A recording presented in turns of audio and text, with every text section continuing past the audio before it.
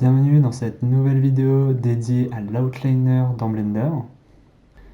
Dans cette nouvelle partie, on va venir s'attarder sur qu'est-ce qu'un datablock, comment je peux venir manipuler les datablocs.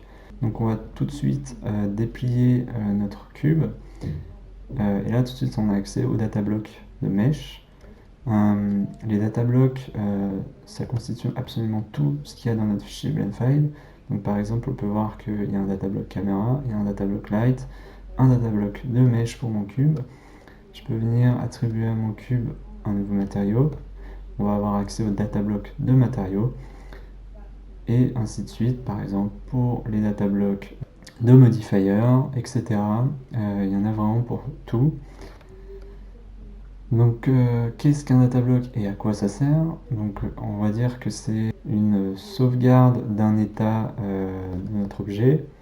Donc, par exemple, là, notre datablock de mesh de notre cube, en fait, ça va venir lister le contenu du mesh, donc sa structure et le nombre de points.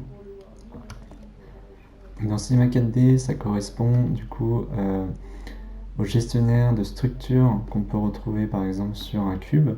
Donc voilà, là si j'ai sélectionné le point 5, dans Blender, on va pouvoir avoir accès dans cet onglet déroulant. Donc en fait en haut, c'est le datablock que je suis en train d'éditer. Donc le datablock du cube qui est ici. Donc on a notre cube avec notre nom. Donc, je peux enlever n'importe quoi. Par exemple cube level. Ça ne va pas modifier le datablock qui est ici. Donc cube 005.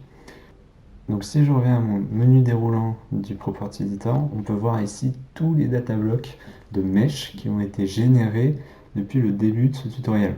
Et on peut se retrouver quand même avec énormément de datablocks, sachant qu'ils conservent les datablocks temporairement dans le fichier de tous les objets qu'on va créer dans la scène. Donc là, si je crée un nouveau objet, par exemple Torus, qu'on n'a pas encore créé depuis le début de ce tutoriel, j'ai un nouveau Torus dans mon outliner avec un datablock Torus. Si je déploie du coup les datablocks, j'ai un nouveau datablock Torus qui existe réellement, il n'y a pas de 0 derrière le Torus.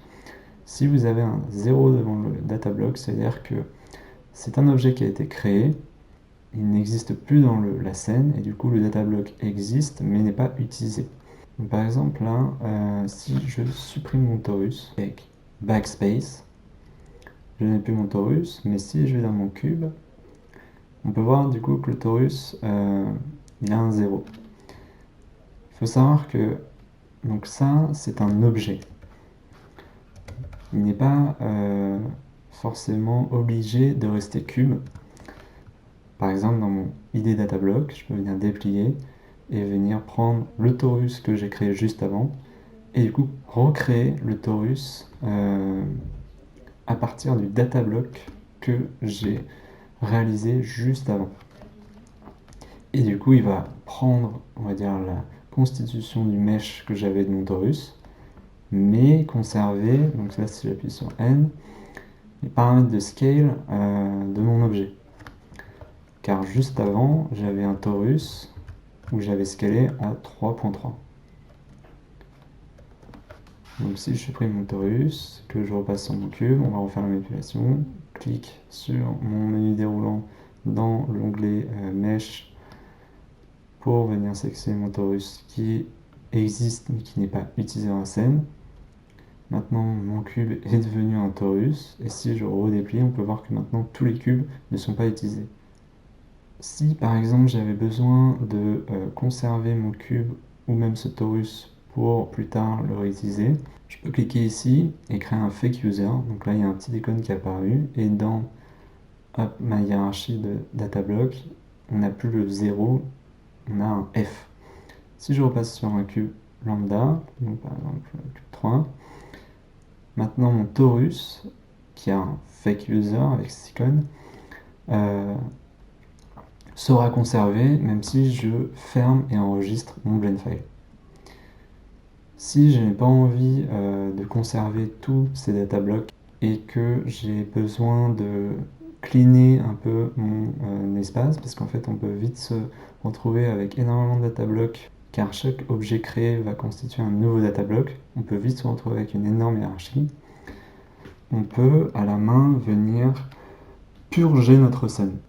Pour purger une scène, on peut venir, alors il y a deux options possibles, soit on peut venir dans File, Clean Up, Purge All. Ça va venir enlever tous les data blocks. Donc, il va me dire, voilà, tout ce que tu as utilisé, est-ce que tu es sûr de vouloir tout supprimer? Je vais faire oui. Et maintenant, là, mon blend file est clean. Il sera beaucoup moins lourd, il va en supprimer tous les objets dont je n'ai pas besoin. Donc maintenant, tous les data blocks dont je n'ai pas besoin.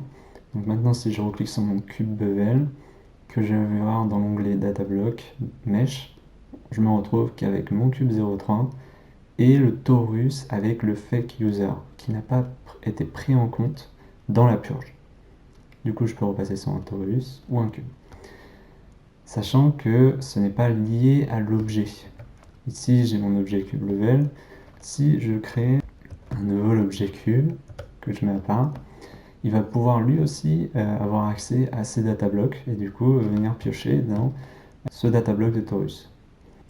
Enfin, il faut savoir que les data blocks, ça constitue vraiment tout. Donc en fait, ça correspond aussi aux matériaux. Donc si je crée un matériau 003, voilà, ici j'ai 4 matériaux qui existent et qui sont pour le coup, eux, linkés au data block de mesh. Ils ne sont pas linkés au data block de objet basique, mais de mesh. On peut voir, il est enfant du data block de mesh.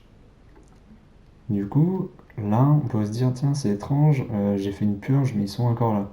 En fait, la purge va venir, dans une première passe, venir sélectionner tous les parents data blocks. C'est-à-dire, il m'a enlevé tous les data blocks des cubes qu'on avait précédemment, donc ici, dans cette hiérarchie.